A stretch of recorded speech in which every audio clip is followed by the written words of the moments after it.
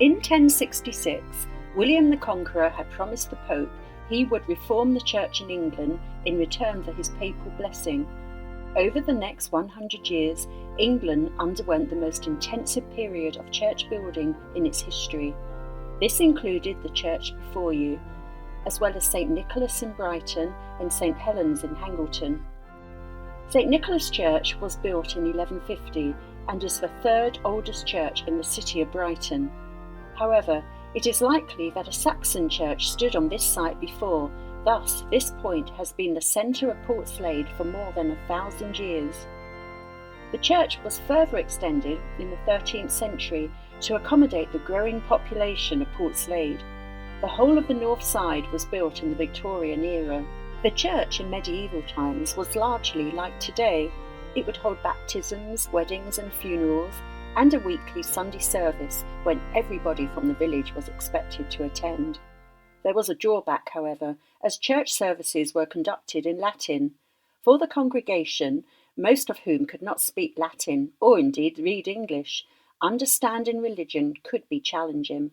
Therefore, to help them along, the inside walls of St. Nicholas, as with many other churches, were covered in colourful wall paintings depicting scenes from the Bible. These vibrant wall paintings were whitewashed over during the reign of Henry VIII as England began its conversion from a Catholic to a Protestant country. St. Nicholas became a Church of England, and church services, prayer books and the Bible were changed to English.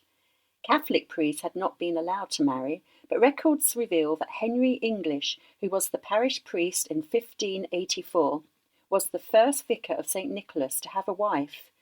He was also later fined 5 pence for being drunk and disorderly. Up in the tower are 3 bells, with the oldest dating from 1529. These would ring out to summon villagers to the church. Whilst clocks had been invented hundreds of years before, very few people owned one. Religion continued to be important to Portsladers in the mid-1800s. A typical Sunday service would attract over 200 people, about 20% of the Portslade population. The graveyard contains headstones dating back to 1600 and includes the resting places of a soldier from the Battle of Waterloo, the first surgeon at the Royal Sussex Hospital, a lord of Portslade Manor, and Portslade's first ever schoolteacher. Burials ceased in St. Nicholas graveyard in the mid-1800s. This was not due to lack of space, but a rather more disturbing problem. It was discovered that decomposing bodies were seeping into the water table and ending up in the village water supply, which at this time was accessed by a water pump just 80 metres away. To the northwest corner of the church, you can see the Brackenbury Chapel. Hannah Brackenbury was the equivalent of a multi-millionaire in the Victorian era.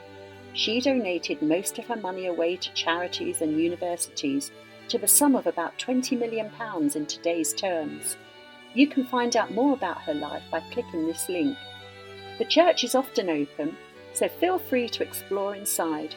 See if you can find the medieval graffiti cross carved into a stone pillar, rumoured to have been made by a returning knight from the Crusades.